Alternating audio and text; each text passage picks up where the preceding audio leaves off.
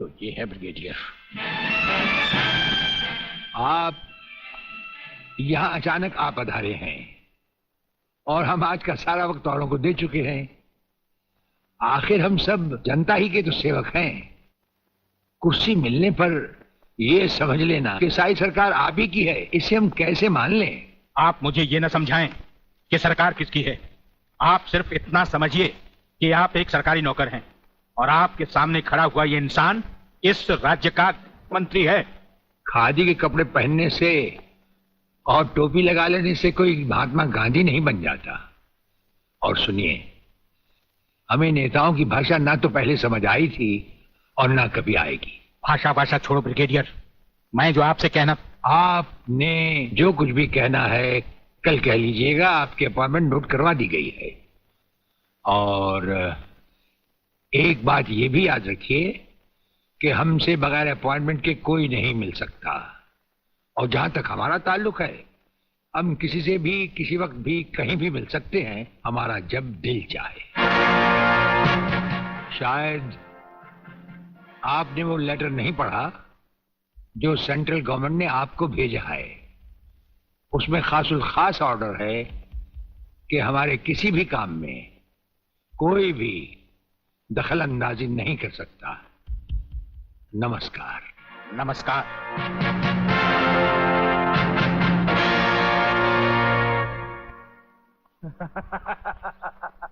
Really?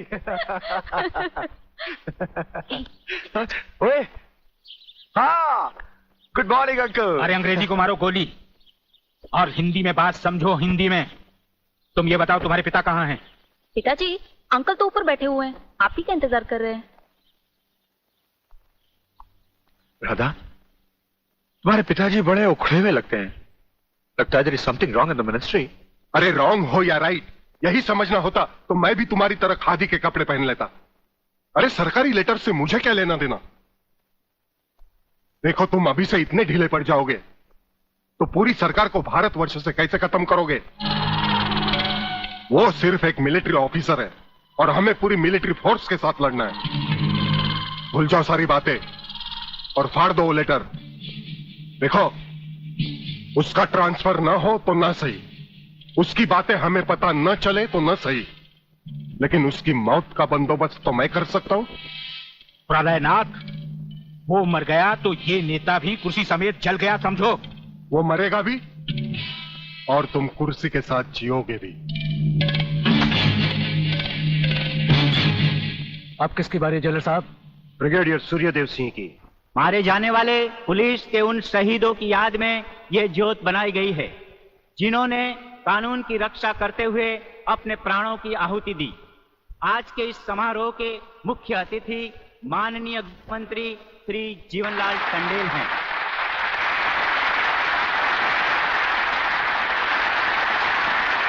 और इस ज्योत का उद्घाटन एक महान योद्धा, परमवीर चक्र विजेता ब्रिगेडियर सूर्यदेव सिंह के हाथों से होगा।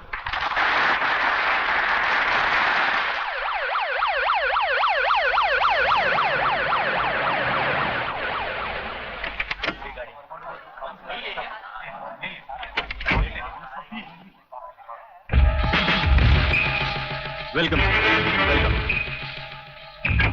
प्लीज।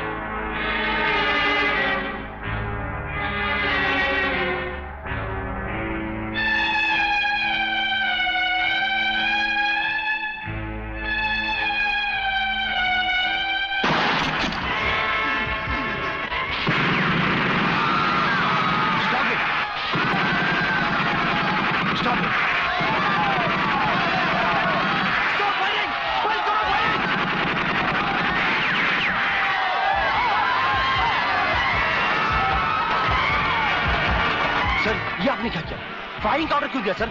आपकी एक गलती से कितनी जाने गई, इसका जवाब कौन देगा ब्रिगेडियर साहब?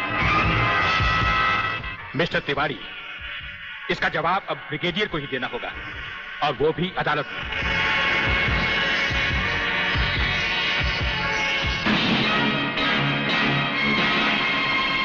योर ऑनर, शहीद स्मारक पर हुए गोलीकांड के जिम्मेदार ब्रिगेडियर सूर्यदेव सिंह ही हैं। इन्हीं के कहने पर गोली चलाई गई, जिसमें कई बेगुनाह लोग मारे गए। अब मैं अदालत के सामने कुछ ऐसे गवाह पेश करूंगा जो इस हादसे को साबित कर देंगे। सबसे पहले मेरे गवाह हैं municipal councillor mister M.K. Tiwari.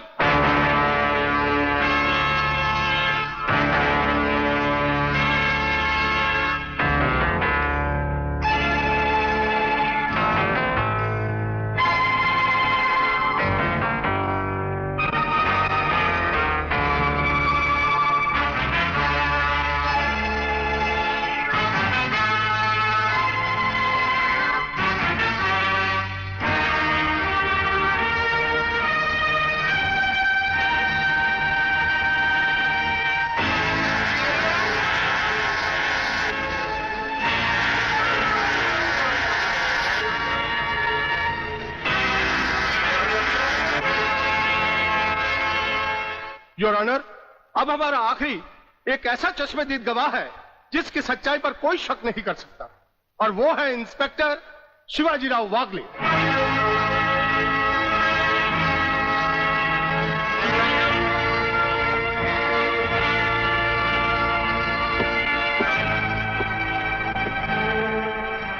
मैं गीता पर हाथ रखकर कसम खाता हूं, जो भी कहूंगा सच कहूंगा, सच के अलावा कुछ नहीं कहूंगा।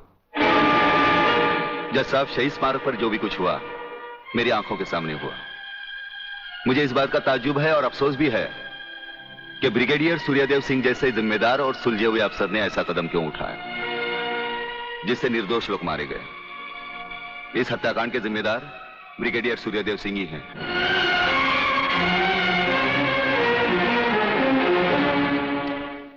ब्रिगेडियर सूर्यदेव सिंह, अदालत ने आपके खिलाफ सारे बयान सुने। आप अपनी सफाई में कुछ कहना चाहेंगे या आपका कोई वकील है? हम अपनी डिफेंस खुद करेंगे, सिर्फ आपकी इजाजत चाहिए। इजाजत है? आप गीता पर हाथ रखकर कसम खाइए, जो भी कहेंगे सच कहेंगे, सच के सिवा कुछ नहीं कहेंगे। जज साहब, क्या अदालत को यकीन है कि गीता और कुरान या बाइबल जैसे पवित्र ग्रंथों पर हाथ रखकर जो गवाहियां दी जाती हैं वो सच होती हैं? अगर इन कस्मों के बावजूद भी गवाह सच नहीं बोलता तो फिर अदालत में इन पवित्र ग्रंथों का अपमान किस लिए जज साहब?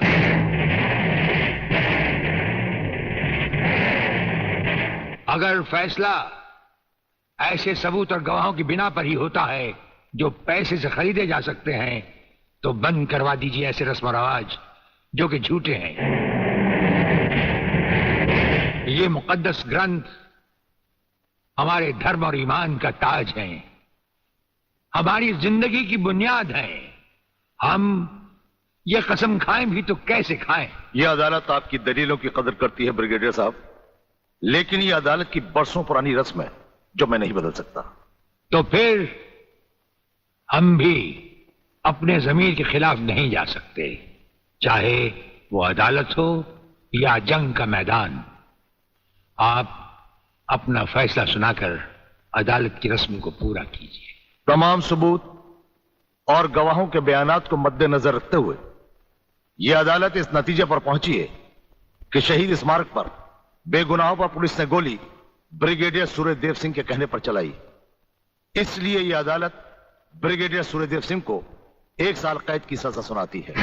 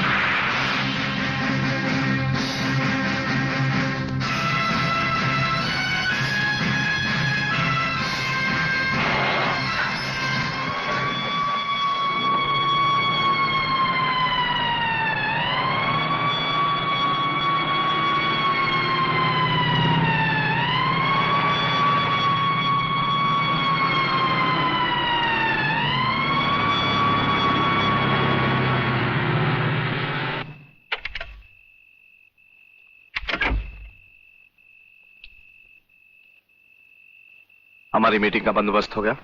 Yes sir. सूर्यदेव सिंह को आप जेल के तहखाने में मिल सकते हैं। गवर्नमेंट डिसिप्लिनरी एक्शन का मामला है, इसलिए हमारे साथ हमारे सेक्रेटरी के अलावा और कोई नहीं जाएगा। Right sir.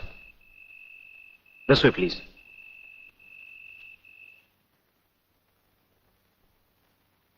आप इधर उधर देखने की तकलीफ मत उठाइए मंत्री साहब, हम देख भी चुके हैं और सुन भी चुके हैं। यहाँ दीवारें तो हैं लेकिन इनके कान नहीं। आपका वागले से अलग हो जाना, वागले का भरी अदालत में आपके खिलाफ बयान देना, आपका गिरफ्तार होना भाई ये सब मेरी समझ में पूरी तरह से नहीं आया। इसलिए तो आपको हमने याद किया है। और जब कभी जरूरी समझा जाता है तो इंस्पेक्टर वागले इसी तरह भेस बदल कर हमसे मिलने यहाँ आते रहते हैं।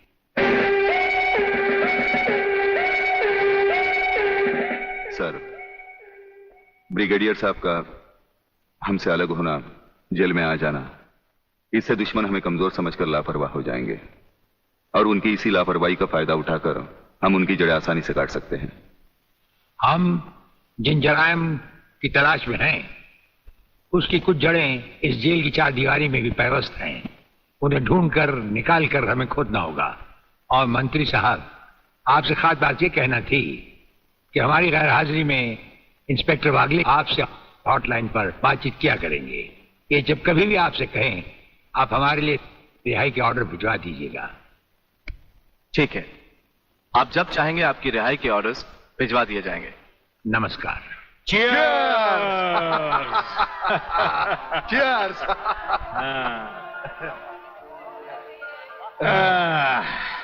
नया साल बहुत बहुत मुबारक हो प्रलयनाथ।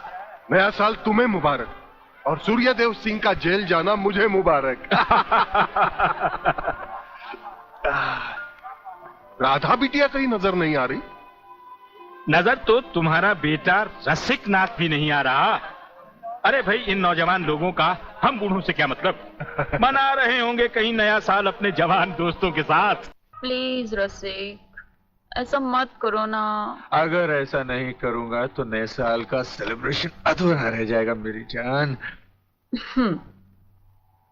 रसिक, तुम जानते हो मैं तुम्हारे बच्चे की माँ बनने वाली हूँ। माँ? यानी प्रेग्नेंट?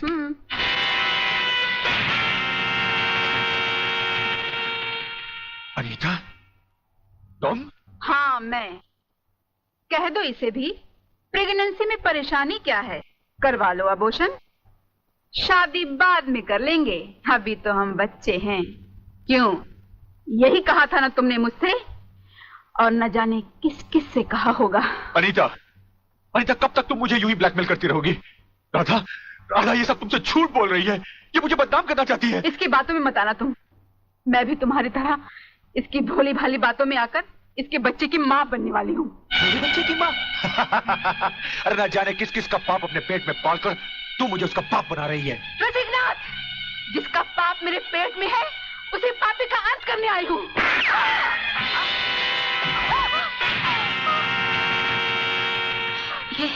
ये तुमने क्या किया? रसिक, तुमने इसे मार डाला? तो और क्या करता? हजारों औरतें जबरदस्ती मेरे गले पड़ रही थी। आज मैंने तुम्हारी सही शक्ल देख ली है रसिकनाथ। अगर ये एक बाजारू औरत थी तो तुम भी एक बाजारू कुत्ते हो जो जगह जगह मुंह मारते फिरते हो। मैं आज तुम्हारा भांडा फोड़ कर रहूंगी। मैं अभी पुलिस को फोन करती हूँ।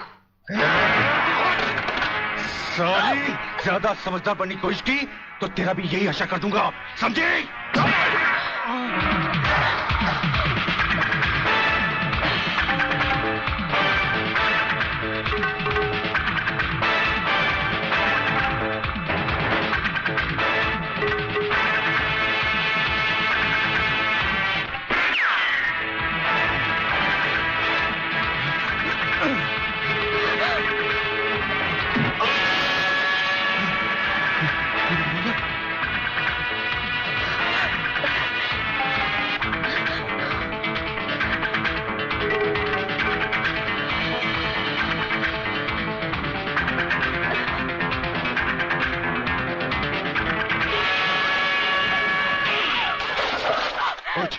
पुलिस को बताएगी,